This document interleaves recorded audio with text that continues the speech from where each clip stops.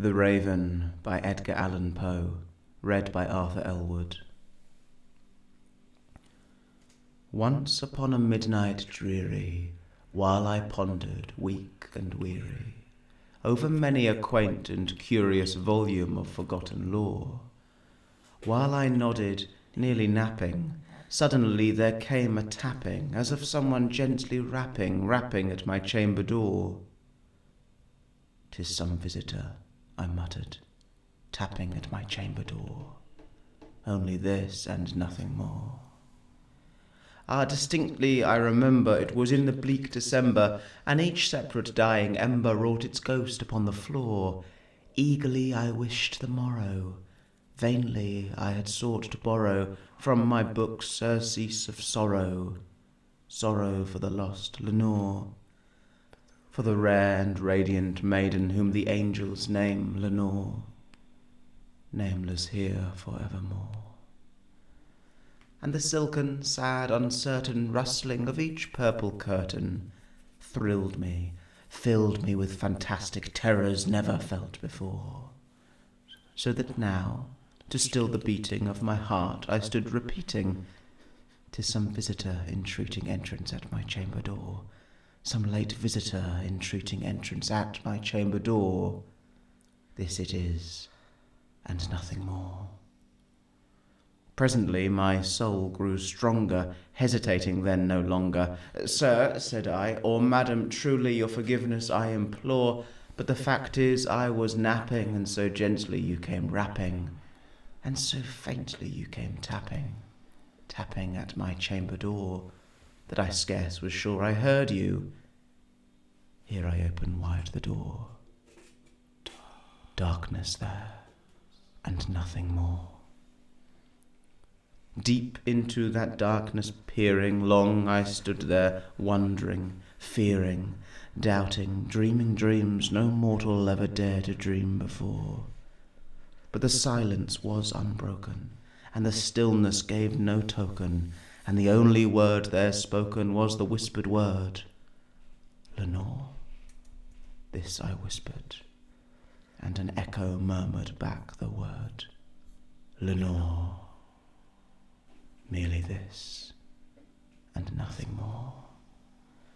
Back into the chamber turning, all my soul within me burning, soon again I heard a tapping somewhat louder than before. "Surely," said I, "surely that is something at my window lattice. Let me see then what thereat is, and this mystery explore.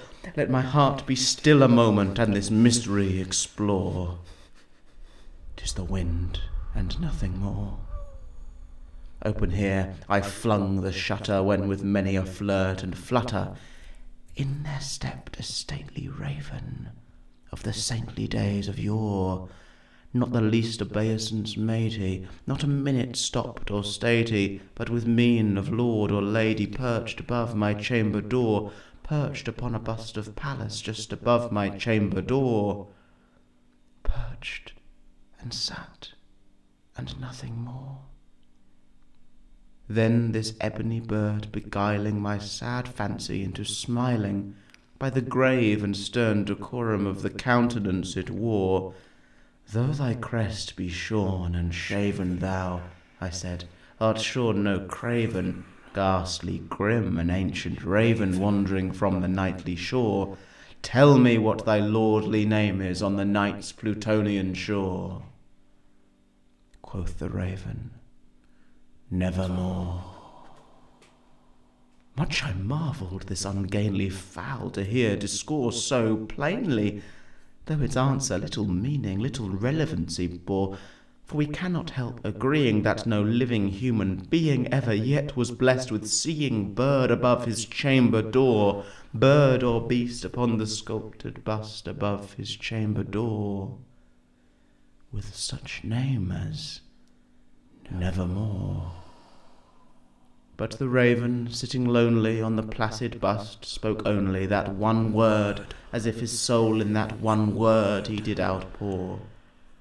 Nothing further than he uttered, not a feather than he fluttered, till I scarcely more than muttered, "Other friends have flown before, On the morrow he will leave me, as my hopes have flown before.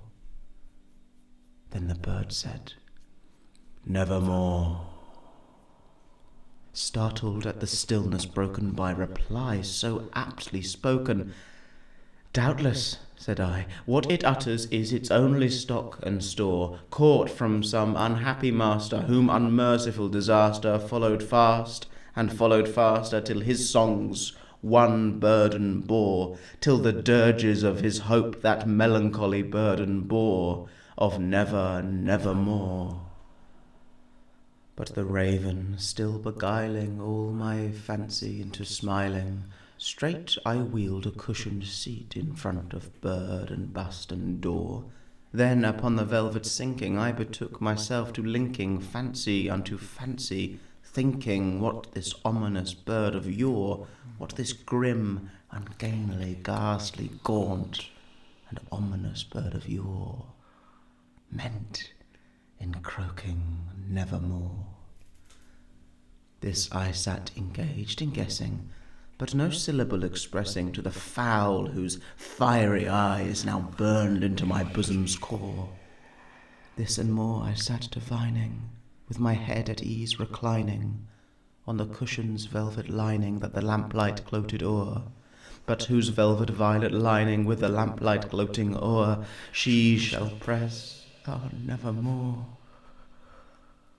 Then methought the air grew denser, perfumed from an unseen censer, swung by seraphim whose footfalls tinkled on the tufted floor. "Wretch," I cried, "thy God hath lent thee by these angels, he hath sent thee respite and nepenthe from thy memories of Lenore. Quaff, oh quaff this kind nepenthe, and forget this lost Lenore." Quoth the raven, "Nevermore."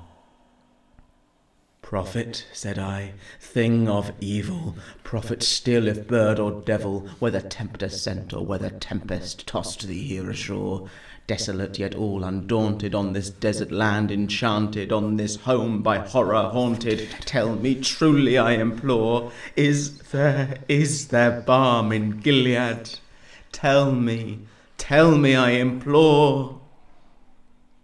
Quoth the raven, "Nevermore." "Prophet," said I, "thing of evil, prophet still, if bird or devil, by that heaven that bends above us, by that God we both adore, tell this soul with sorrow laden, if, within the distant Aidenn, it shall clasp a sainted maiden, whom the angels name Lenore, clasp a rare and radiant maiden, whom the angels name Lenore." Quoth the raven, "Nevermore." "Be that word our sign in parting, bird or fiend," I shrieked, upstarting. "Get thee back into the tempest and the night's Plutonian shore. Leave no black plume as a token of that lie thy soul hath spoken. Leave my loneliness unbroken. Quit the bust above my door. Take thy beak from out my heart, and take thy form from off my door." Quoth the raven, "Nevermore." And the raven, never flitting, still is sitting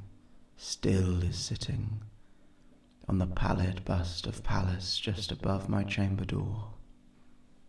And his eyes have all the seeming of a demon's that is dreaming, and the lamplight o'er him streaming throws his shadow on the floor. And my soul from out that shadow that lies floating on the floor shall be lifted nevermore. Poetry from the Shires, the place for poetry.